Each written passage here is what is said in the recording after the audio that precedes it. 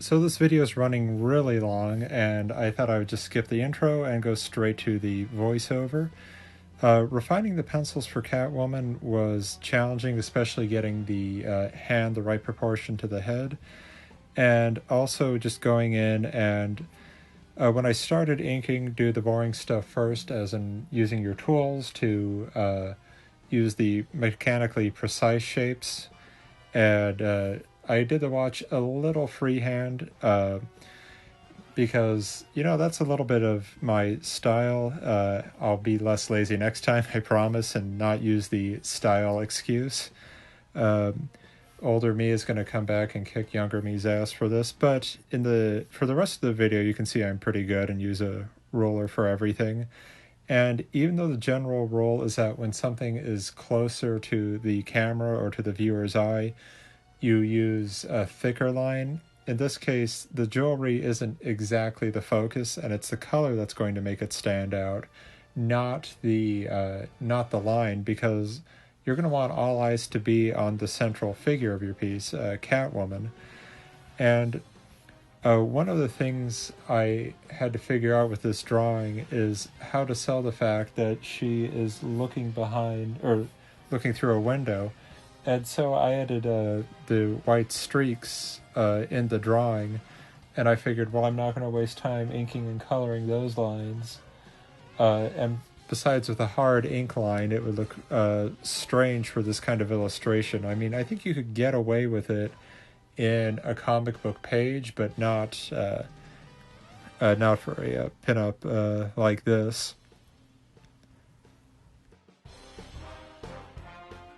And similar to the Spawn drawing from last time, I wanted to do a more character-focused and oriented piece, and instead of just having, yet another badass pose and, Catwoman being a thief and enticed by jewelry, thought would be a bit more fun to draw. And I am inking now with the Kuretake brush pens. They give a wonderful smooth line and feeling. And just going in and spotting the blacks of the piece. And as per usual, the rule is if you can squint and still discern what the shape is or what you're trying to draw, then you have just the right amount of blacks in the piece. Also with inking, keeping the texturing in mind, like I wanted Catwoman's suit to have this interesting, not a shiny quality. Okay, not practical for a thief, I grant you, but this is a comic book world. We should have some fun and not be so bound by reality all the time. If I wanted reality, I'd watch the news. I go to comic books to escape and have fun. But going in here, just roughing out the figure, and it gives it a lot more life and a greater contrast to the pieces that I used the ruler for, or any of the templates. So just going in now and filling out those lines. It's always crucial to keep rotating your canvas to get the effect that you want and to control the smoothness of the line work. I would have trouble sometimes in just trying to keep it from one angle and have to contort my body just to get it so, but then you don't want to have back problems because that's going to hold up your career. And for the background of this piece, it's going to be a solid black, and I'm not going to waste the Kuretake ink with that. I have other cheaper ink to use on that. And now for the dynamic effect, I'm going to be using just colored pencils on this piece, with one exception for the Copics that you'll see toward the end. But working from light to dark, it helps layer the colors and gives it a richness. And remember, color lightly and color in small circles. If you color in streaks, those are going to be extremely difficult, if not impossible, to blend without a solvent or something else, and then the solvent might act weird with the ink, and you just don't want to risk that, or maybe you do. I don't know you.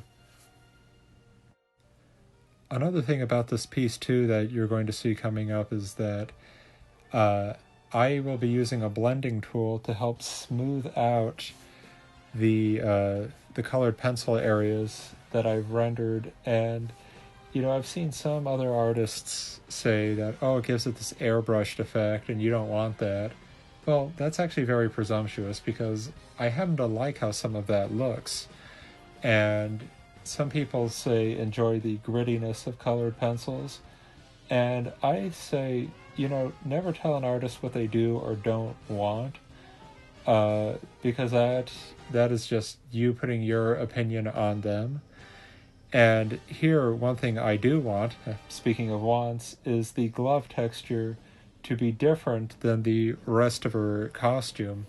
And I'm combining a couple different Catwoman eras here, like a little bit of influence from the Arkham games, I believe, but also I really love the color scheme of the Julie Newmar Catwoman. And, okay, with that purple, technically it should be Batgirl, but you know what? We're having fun and everybody knows it's Catwoman. So just going in now with some of the colored pencils on the goggles to give it that metallic shine. It's important when doing metal to leave room for highlights. And the more highlighted or the brighter a piece is, the more technologically adept a character looks, I tend to find. Now here, in coloring in the velvet, you can see pretty clearly I'm going with a bit bigger circles this time, and it's because I'm going to end up actually smearing this with my hand, and like you can see here on this larger piece, it's going to soften everything out, and the oils from your hands are naturally going to blend the colored pencils together. If you're afraid of smearing and having a perfectly clean canvas, well then colored pencils, pastels are not going to be your medium.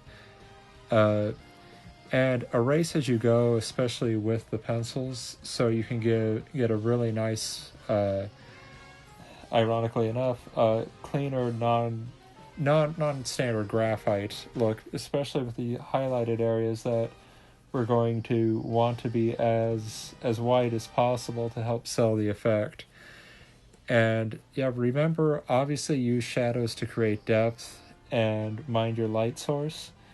In this case, I wanted a shadow to be coming in from the upper, as she's facing the upper left of her. So just have some fun and I make it to where the figure has depth, and we've created multiple depth planes with the jewelry, the watch, and the earring, and then the hanging diamonds, and then the glass streaks, and even Catwoman's hand. Important tip here, I actually learned this in film school, ironically enough, but when you're lighting a face, ideally you're going to want a triangle of light on the cheek opposite your main light source. It just helps the figure pop and look better. And if you'll notice, any classic movies that have great cinematography almost always have the triangle. As soon as you make a game of trying to spot it, well, unfortunately you kind of ruin movies, but it is kind of fun. And you can be a bit of a cinema snob.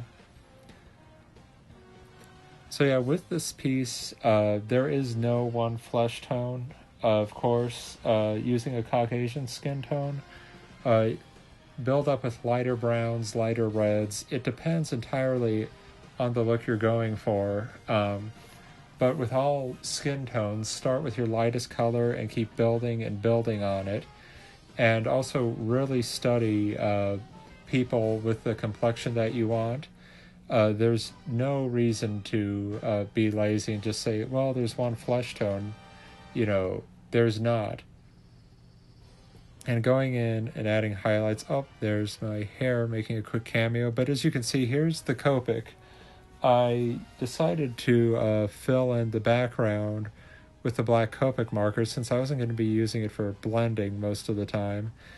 And I think it filled in pretty nicely. Unfortunately, it started to run a bit dry, so I went in with a Marks a Lot marker, but it got the job done, and overall pretty happy with that. And now what I'm doing is just filling in the highlights. I saved these for last mainly because I'd never quite done this before and was nervous about it.